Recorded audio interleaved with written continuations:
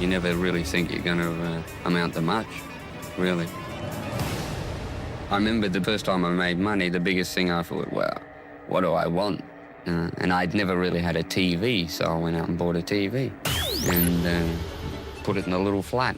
So that was a big thing for me. So, but I've never really been ambitious for, you know, big cars or big houses or anything. But I do like to be on the beach. Maybe one day fishing on the beach. At least if I'm about 80 or something. That's the way to go. A couple of blondes, a couple of brunettes. For those about to rock, for those about to play, we salute you. AC, DC.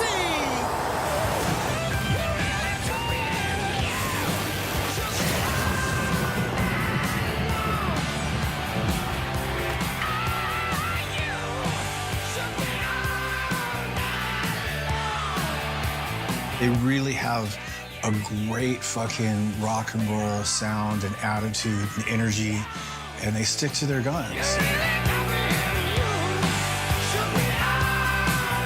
When I see the logo AC/DC, it makes me happy. It makes me want to pick up a guitar or dance or turn it up.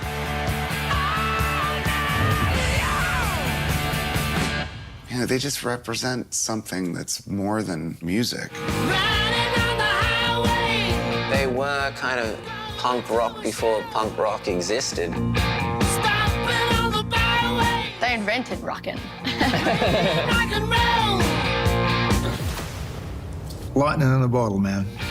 That's how it goes. Playing in a band, it's a long way to the top if you wanna rock and roll. It's a long way to the top if you wanna rock and roll. Tell me any Aussie that doesn't know, it's a long way to the shop if you want a sausage roll.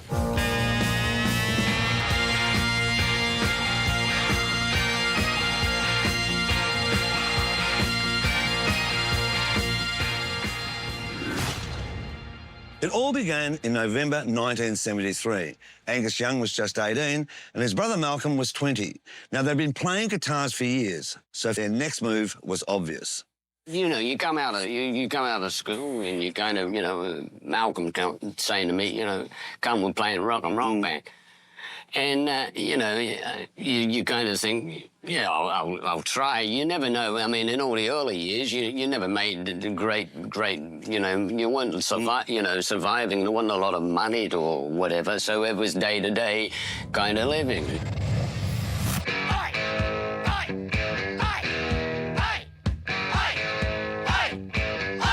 It was appetizing for people at the pubs to be able to see a band that was representing them. See me right out of the sunset on your color TV screen. And then on the world stage, like, their music is just so catchy and iconic.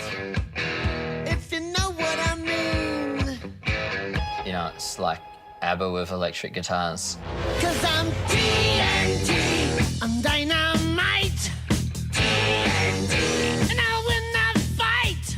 It was the first time I'd ever listened to music that made me want to just fucking tear the place to shreds. I think they're the greatest rock and roll band ever. I would They have piss to on everyone else. Yeah, not just rock and roll band, but any sort of band. I think they're the best band ever.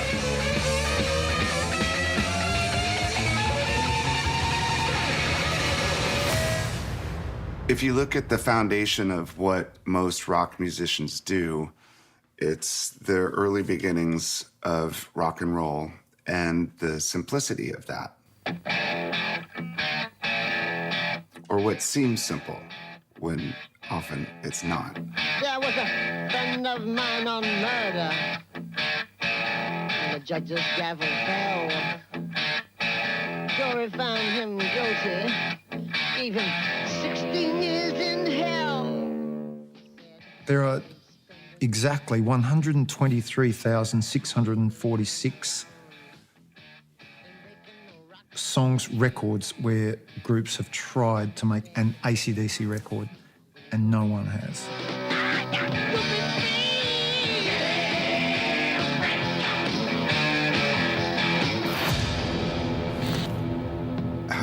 describe Angus?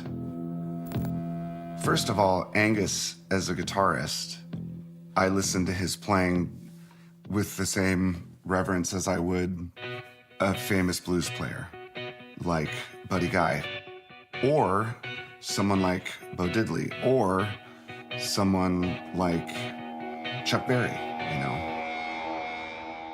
It is just pure, unadulterated rock and roll playing.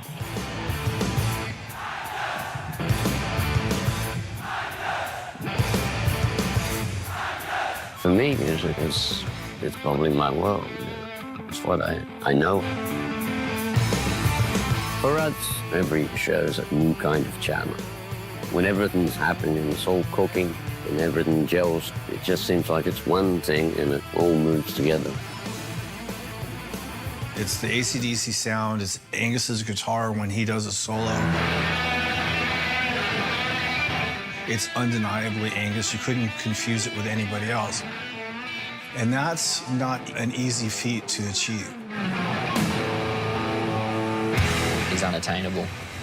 He's also shredding, like He's shredding. I don't think most people can keep up with him. Amongst the chaos that ensues, the beautiful, brilliant chaos of AC/DC, there's this diminutive gentleman, fiercely protective of his family, his band, drinking tea, smoking darts, and yet no one knows anything about Angus Young, about his love and his dedication. It's the greatest trick in show business.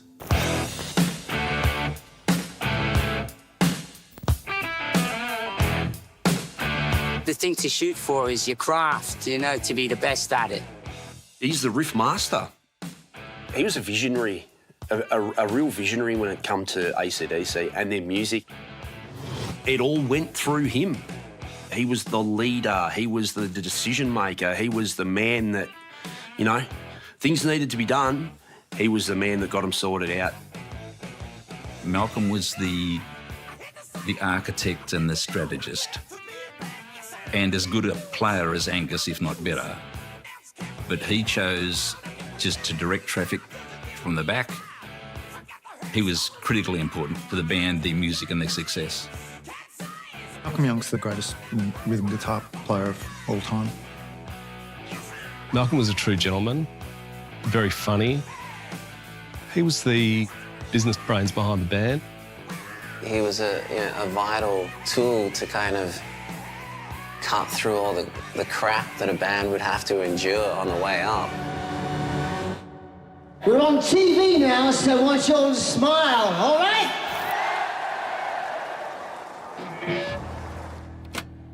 Bon Scott was not AC/DC's original lead singer.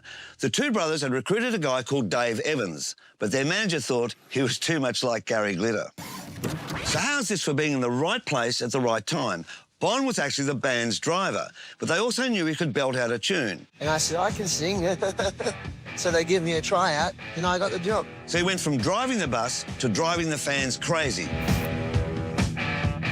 When Bon Scott joined AC/DC, he brought a character and a drive that really lifted the existing elements that were already in the band. And in Angus's case, lifted Angus on his shoulders. And the band just took off.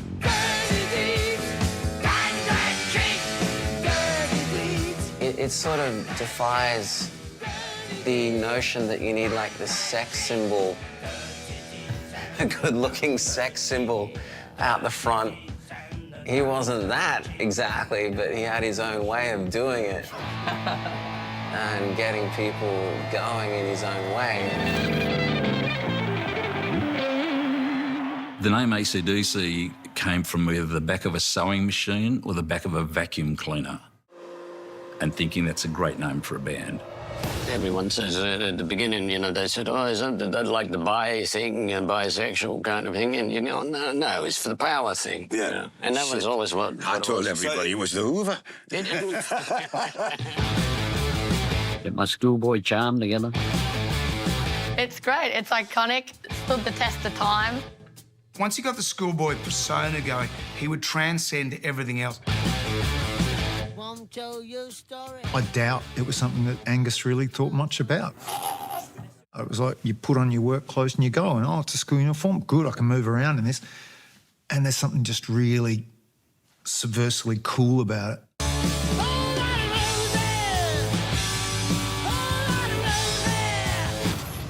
Naughty. Yeah, I mean, who's made it through their entire life wearing a school uniform? Not many people. Only Angus Young. Yeah, well, that was my big joke, really, because I hardly ever went there, you see. I used to go there, and then I go, I think I'll take the belt. Yeah. I don't like to hog the camera. Hello, this is AC/DC. In the 70s, AC/DC were unignorable. They were everywhere. It was just hit after hit after hit on radio, on TV, on awards programs. You just couldn't miss them. It's a long way to the top if you wanna rock and roll. In 1975 alone, they played something like 830 shows. And they travelled everywhere. And that is why they became so big in Australia. AC/DC always had such a wonderful tongue-in-cheek sense of humor that went along with their giant guitars and huge grooves and beats, and that they had this confidence about them that made it so they could have fun.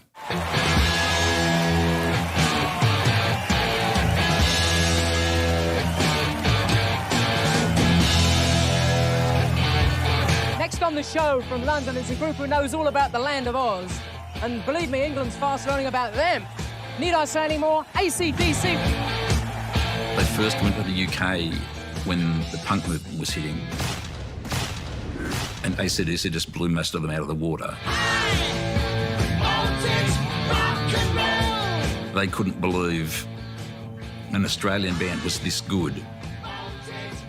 Bomb strolling around, these little cut-off denim shorts, no top. I want to be in that gang.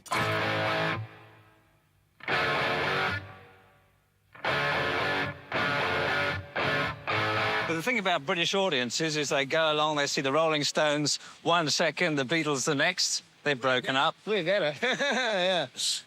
Who needs them? They're old. You know, they're sort of last year's model, you know.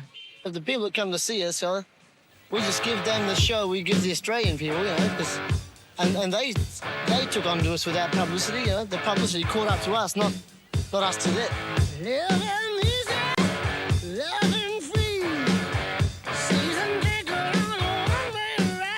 The biggest band of all time earned it, you know, and they worked for it. You know, they're not like a TikTok sensation. They actually like played to nobody like 1,000 times over and built up a following. I think there was a lot of overproduced, overhyped rock stars at the time, and people loved that raw authenticity that they brought to the stage.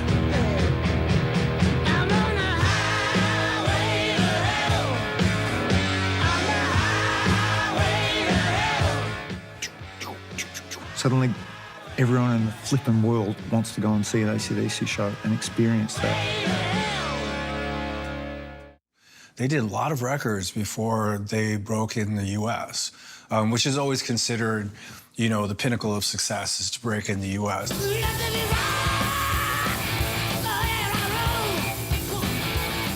I think that America fell in love with AC/DC because of the power and simplicity and pure rock and roll element of their songs. Gonna get better and better. I can't see an end to it, you know. And it's like infinity rock and roll, you know.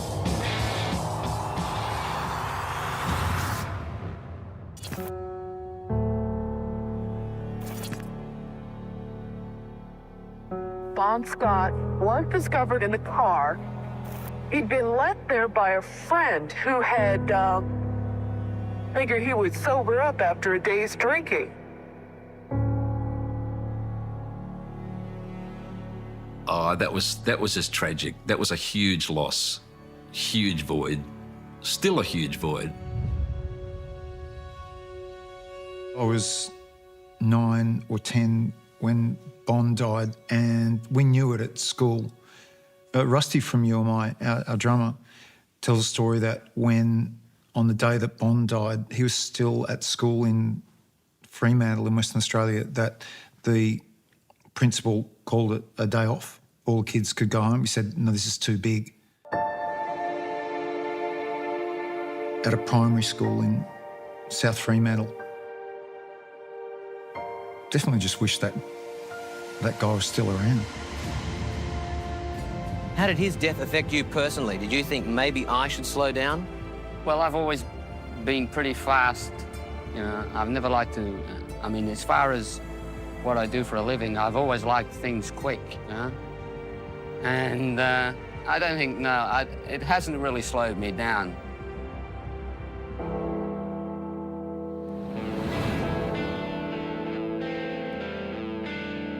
The death of Bon Scott didn't mean the end of AC/DC. I can't think of a harder job to step into. And he just goes out there and belts it out. Hell's bells. This group is doing the devil's dirty work, and they're doing it dirt cheap. As many as 5,000 fans battled police. The more alcohol was consumed, the trouble increased. The impact that AC/DC had on the Australian music scene, I think, is like phenomenal and massive. The sound is as loud as a 747 at full thrust. In 2016, Brian Johnson was tragically forced to leave the band after being faced by near total hearing loss.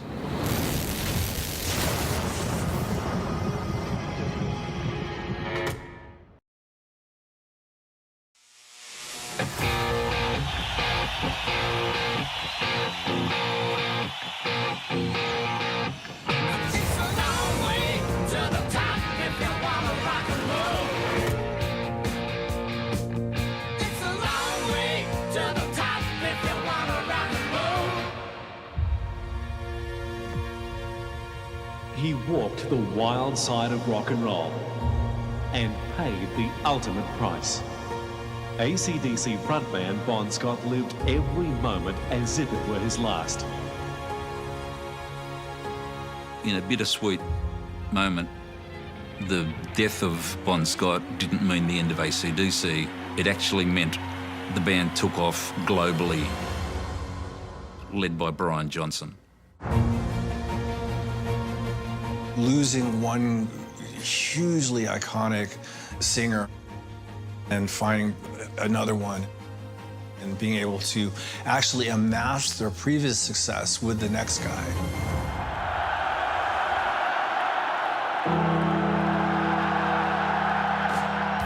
And he does it very simply. He's just got his t-shirt and jeans and his little newsboy cap. Thanks. And he just goes out there and belts it out. People love Brian, you know. She was a fast machine. She kept the motor clean. She was the best damn woman ever. I didn't know anything about them in the States anyway. And I knew that all the boys in the band loved to go and see them. We could never see them because we were always gigging. And, you know, when they did come, they only come sort of once or twice a year, the boys. When the first time I actually did a gig, you know, with the boys, the first thing, you know, after about a week I was in the band, that's when I really started worrying and I realised how big they were. Okay. And I realised the shoes I had to fill.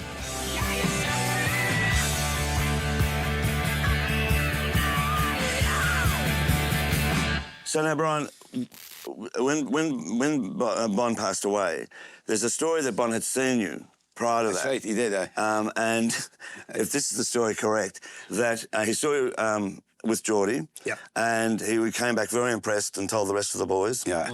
He was a Little Richards fan for a start, right? And that you couldn't believe this guy with this amazing voice who fell on the floor squirming around and kept singing. I did. I had appendicitis. Apparently he had appendicitis. But he thought I was just... Part of the act. Bun was on the table yelling out more, and then the guy's getting... I got stretched out now. You can stretch it out. Claude even thought that. What a great end. What a great end.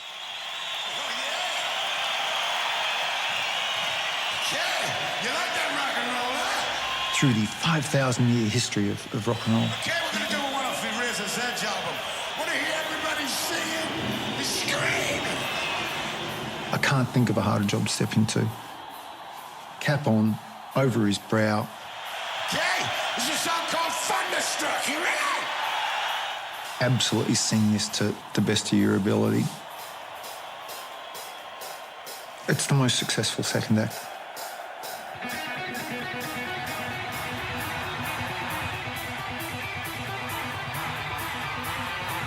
Brian Johnson as a frontman is like your best friend,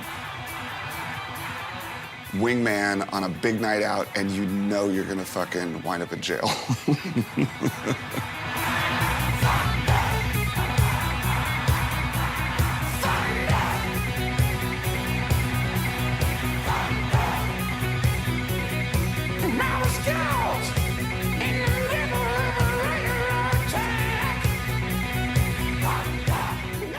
AC/DC is a band not for the faint-hearted. With an aggressive sound and an audience to match, they've earned quite a reputation.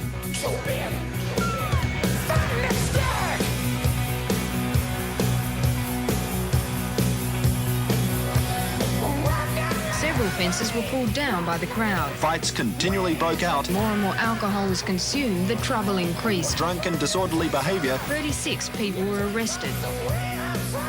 I don't think they really were troublemakers. I think they lent into it.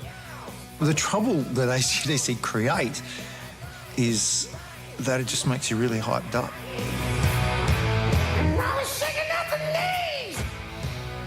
And so, you know, keep it in your pockets, people. Troublemakers only in the eyes of people who don't know how to have fun.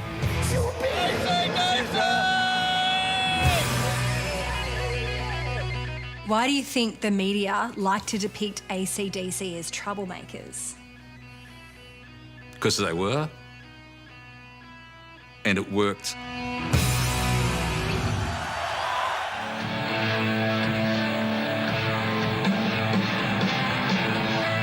The concert got off to a loud start. The five-man band that originally triggered the controversy over rock concerts at the Bowl 5 years ago sent their expected fans wild with the opening number, Hell's Bells. When we supported AC/DC, on the way into the stadium, I saw one guy just passed out on the footpath, like drunk, with all his AC/DC t-shirt, face first in the grass. And I just thought, you know when you're in a great band, when people are that excited that they get so wasted, that they just don't even make it to the gig and they're falling over on the grass and like that's their idea of a good night out.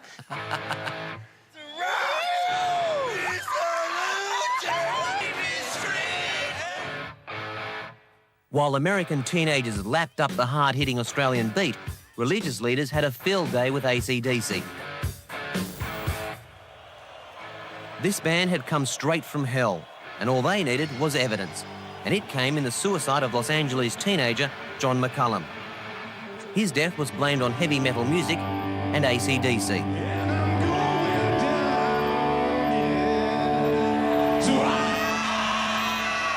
But after investigation, the band was cleared. The teenager first of all had not been listening to AC/DC, but to Ozzy Osbourne. There's always people, especially in America, looking to stickers for something that's happened, you know, especially the religious movements and things. You know. They're always looking for some excuse to get us. AC/DC, are they mere musicians or accomplices as well? Congress has been holding hearings recently on the subject of whether there should be warning labels on records whose lyrics are judged objectionable. A prime target for those who favor the labels? AC/DC.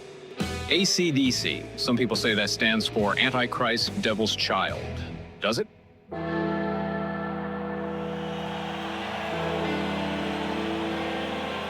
These rock groups are Satan's tools to lure young people into bondage. Listen to the rest of the lyrics here. Won't take no prisoners, won't spare no lives.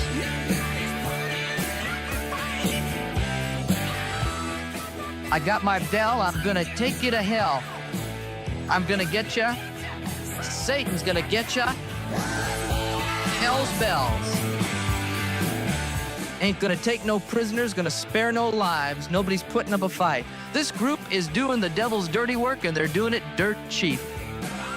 That was from the conservative Christian right-wing folks in the US who wanted to draw dots that weren't there, and it was quite destructive for a period for them, but it was just silly. Is there satanic elements in your music? Yeah, well, with us, the only message is if you play it backwards.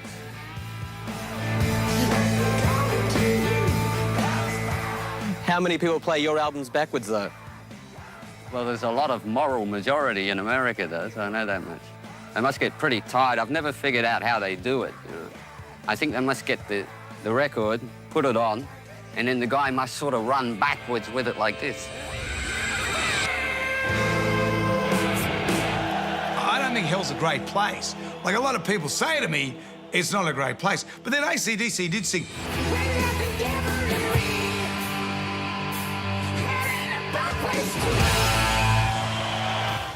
So, you know, at least it's warm. These guys revolve around cups of tea, lots and lots of cigarettes, hardly satanic traits, I wouldn't have thought. Do you think you have some kind of responsibility, though, to the kids who do buy your albums? Yeah, to make good music.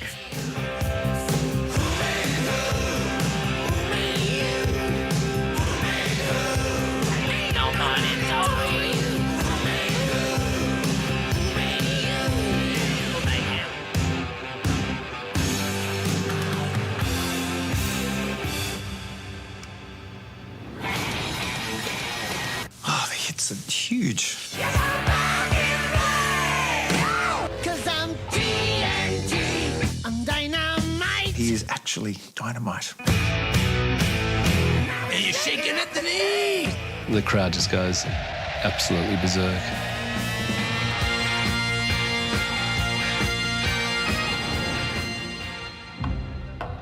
I went outside to the car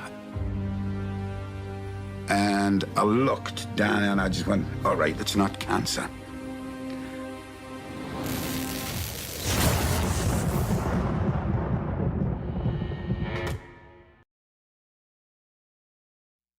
My favourite AC/DC song, I do like Shake a Leg. Shake a Leg for me demonstrates everything about the band. So much so it's actually my ringtone. Hang on, I'll get my phone. You got my number? Ring me. Come on, somebody ring me. This is awkward. See? What are the chances? It's Angus. Yeah, bro. No, I'm doing a show about you. Yeah. No, I can't talk. We'll catch up.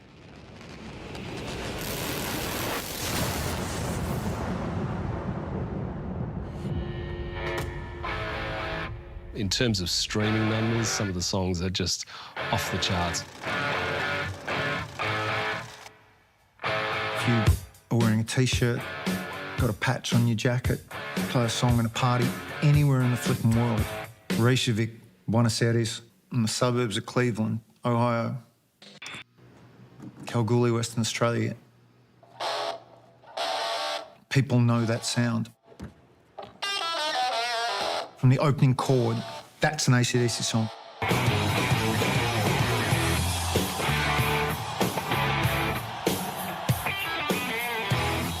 When you consider that Black and Black is 45 million worldwide, bigger than basically Michael Jackson, Madonna, even your back catalogue over the last few years, you and the Beatles are just way above anything else, new or old. And all the people you mentioned, you know, they're all big, well-known, you know, mainstream kind of acts. And it's probably because we're not in that kind of celebrity kind of thing.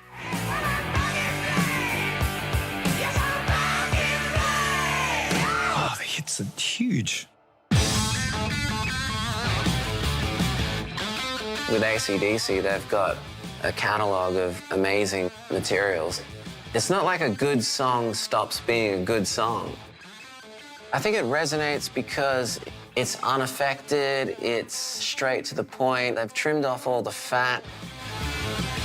It's a recipe of music granddads, grandmas, fathers were eating back in the 70s. Kids of today enjoy that recipe AC/DC did it right.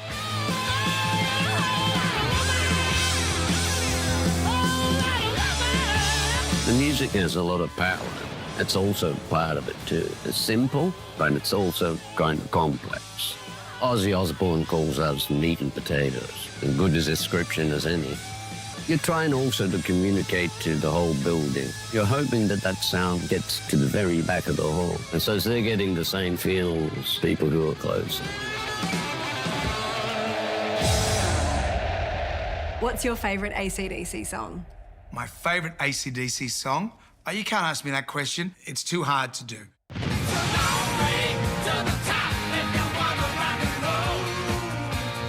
It catches me out every time how emotional I get listening to it. It's Bon Scott just saying, it's not that easy being a rock star. It's a Long Way to the Top is an iconic AC/DC song, but for any musician that's ever toured in the van and slept on the floors and starved for weeks and weeks on end, it is literally line by line a true story. I mean, that's kind of the mission statement. They've said it in one with that song on how every band works, you know? The amount of times I've listened to It's a Long Way to the Top, I'm like, yeah, it fucking is a long way to the top. Like, they said it first, and they're still going for it.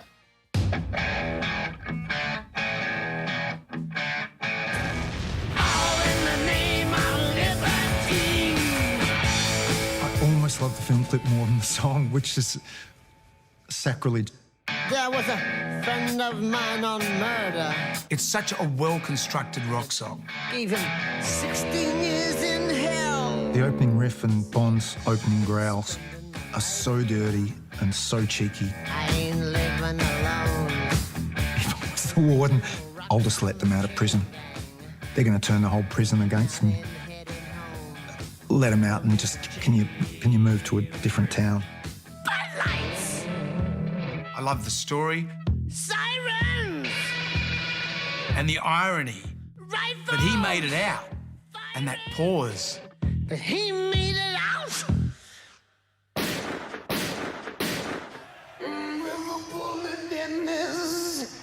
Back.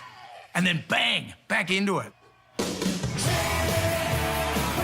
And Brian nailed it, Bond nailed it, they all nailed it. I love Jailbreak.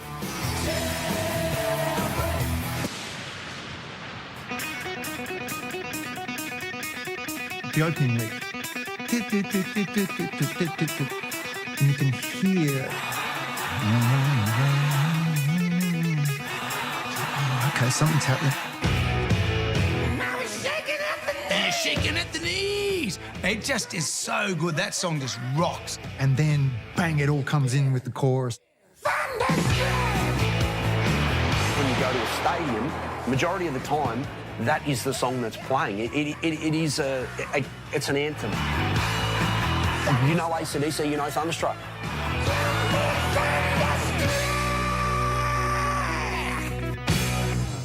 Cause I'm dynamite. I love TNT. To me, TNT is all about Bon Scott. Don't you mess me around. There was something about his boogie and his swagger, the way he would deliver those lyrics, sneering and smiling at the same time. TNT is just such a fist pumper. The tone of Malcolm's guitar and the tone of one of the greatest singers we've ever known at the top, expressing that he is actually dynamite. And you know what? He flipping well was too. Yeah. Don't try and get your hands on that, brother. TNT. I bought that record when I was in London. I think I was probably before Wolfmother started, and I was in my early 20s. Public Enemy #1. It's pretty cool that Lacacia describes himself as Public Enemy #1, yet people still like him. TNT's it's them. It's dynamite. Yeah, it's a dynamite song.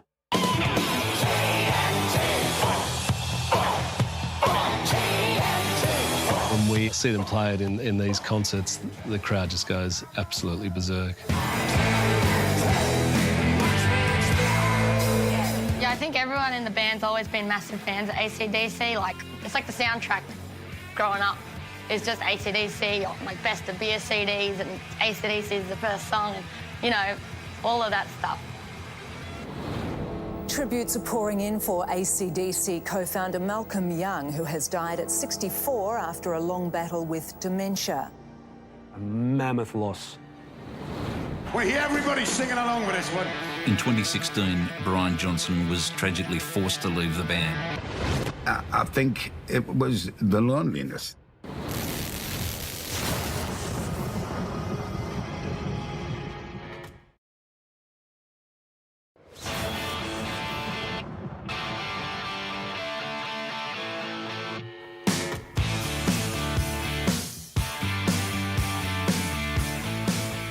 The impact AC/DC has had on the Australian music scene, I think, is like phenomenal and massive.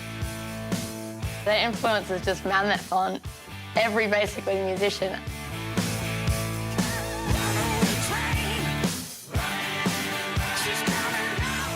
I think in particular it is also like a bit of a Bon Scott revival era right now with the younger bands in there, you know, that are starting out.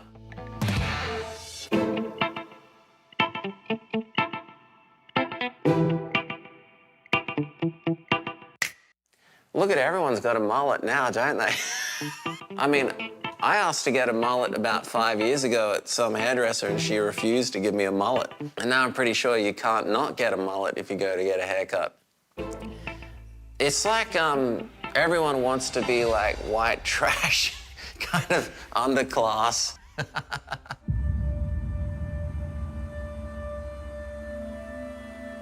People have a nostalgic affinity for that time in Australian culture. Thanks to AC/DC kicking the door down, the rest of the world sort of pays attention to what we do in Australia on every single level. AC/DC's music is all over YouTube and a number of other platforms, with people trying to replicate their heroes, replicate the sound and the look of the band, and it's given some really great moments.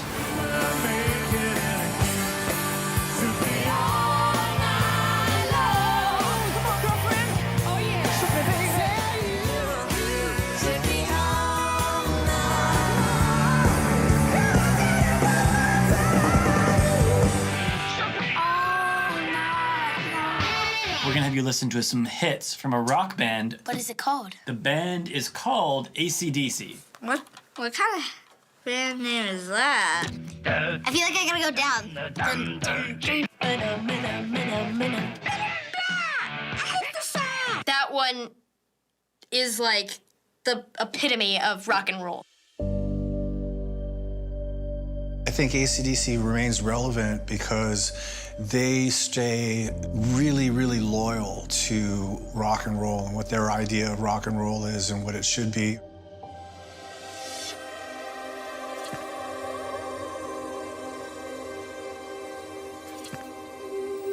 Tributes are pouring in for AC/DC co-founder Malcolm Young, who has died at 64 after a long battle with dementia. He was overshadowed on stage by brother Angus. But Malcolm Young was the AC/DC engine room. We've played together so long. It's just there. We just don't even think about it, you know? It's just, we just help each other out really up there, you know what I mean? That's how we're playing. My wife said to me, don't get emotional during this because you look like a dickhead. That is a governor. He was, as Bond would call him, the brains, yeah? He was Angus's confidant. I can't find the word for it. If I can, yeah, yeah. A mammoth loss, a mammoth loss.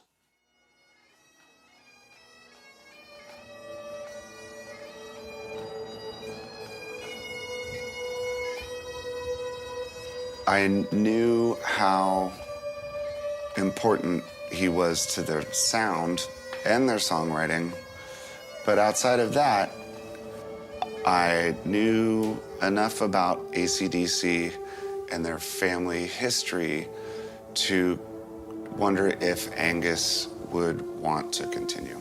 Stand by on stage. Coming to the track in 3, 2, 1. In 2016, Brian Johnson was tragically forced to leave the band after being faced by near total hearing loss. I think it was the loneliness, the sitting at dinner tables with people and just starting to nod and just go. It's horrid. In 2020, Brian was thankfully back in the band with the aid of some wonderful medical technology, singing and smiling and having a great time, and the world was back to where it should be. To the guy from the US that was able to come up with the technology and reached out to Brian to allow him to get back to doing what he loved, mate, thank you. Like, you have made every AC/DC fan extremely happy.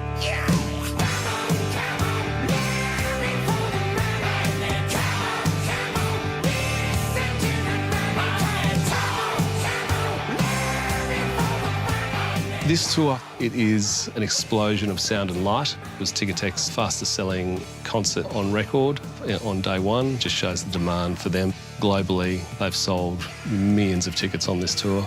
Demand worldwide is phenomenal. We've got great local openers. Amyl and Sniffers, one of the greatest hard rock pub bands of the current time. Not a lot of people can run around like that. I've tried running around and doing a duck walk during soloing, and it's a big mess. It looks like a baby giraffe trying to, hang up a painting. But the way that he can still run around at the age that he is and shred like he does is actually amazing. He's one of one. So sometimes I'll look and I feel, and then out of the blue, I play a bit of music and then I go, oh, what am I doing? And then I've moved from one end of the stage to the other. Once you are on stage, you go, I can't get off now. The real world goes away, and you get to go into another world. You just get on till you get on, and that's it. How amazing would it be to be in a band like AC/DC, playing these giant gigs with this decades and decades and decades of powerful relevance, and jump on stage with these huge amps and have tens of thousands of people screaming your anthemic songs back at you, and it's just this like an implosion of crazy rock and roll energy. And then you go home and you make a cup of tea. Maybe some banana bread. Unfortunately, it's no longer standing. It was demolished, which is a huge shame. And do you have a direct message to AC/DC? Ooh.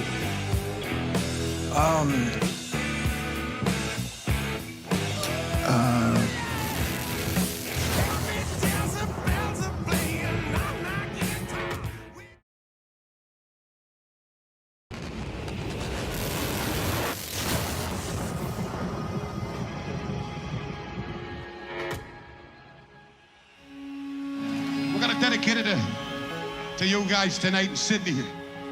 This is where it fucking started, right? Yeah! Ooh, yeah! The boys grew up in Burwood at 4 Burleigh Street. And it was the centre of the Easy Beats with Brother George and early AC/DC universe. Unfortunately, it's no longer standing. It was demolished.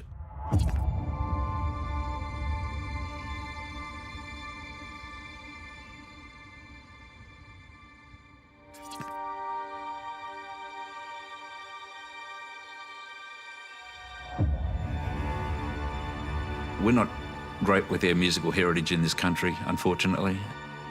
A place like that with a history such as it has really should be revered like Lennon and McCartney's houses in the UK.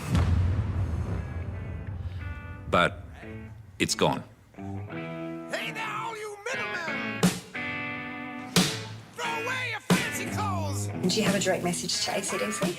Ooh, direct message to AC/DC. I could ring them and just tell them, you guys rock. You've always rocked, and thanks for the rock. Thank you for being real. Thank you for being raw. Thank you so much for inspiring me. Still to this day, I wouldn't be where I am without you guys and your music. And you're lovely people. And I hope to see you again one of these days. And congratulations on everything, and I'm so happy that you're out there still giving it to the people. We love you very much. Hey, anytime you need a support band, you know, hit me up. I'm available. Can I have a seat in the private jet, if possible? No, that's fine. I'll fly economy Virgin. I'll see you there. Just tell me where.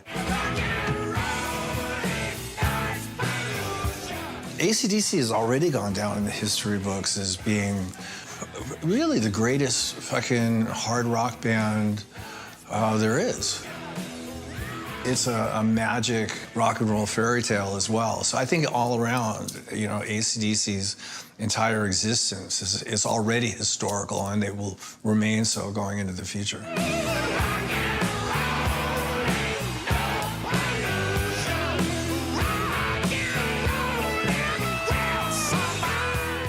Thank you so much, because you changed my life for the better as a young boy, and yeah, I couldn't be more thankful. And congratulations on all the success that you guys have had. Like, you deserve every single bit of success, and yeah, I just thank you.